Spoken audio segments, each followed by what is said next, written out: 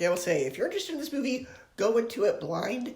Don't make the mistake I did and watch the trailers for it, because the trailers actually spoil the twist. And I was thinking when the trailers did that, well, maybe that's a red herring. Maybe there's a bigger twist on top of this. They're not giving away. Like, no, the trailers give away almost everything in this movie.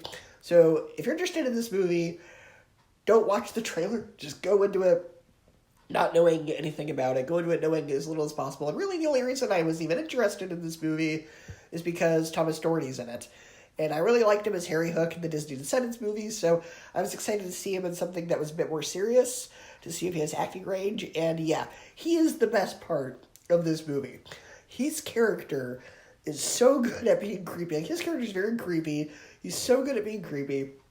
And he absolutely steals every scene that he's in. And I will say this, even though I said go into it as little as possible, you should know going into it, though, it is a horror movie. But it's a very tasteful horror movie. It's more spooky than it is, like, scary. Like, there's nothing that graphic. It's not done for shock value.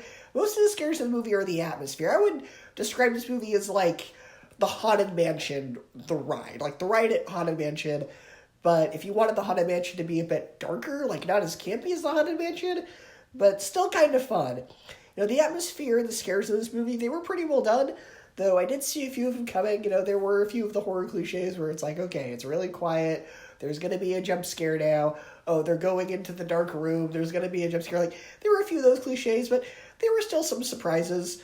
And another reason I was going to go to the movie blind is because there is a mystery element to this movie about certain characters' motivations, what's really going on with them. And I thought that was interesting. And that's stuff that you don't want to know. So don't watch the trailer, because the trailers kind of give everything away. But yeah, I thought this was a pretty solid horror flick.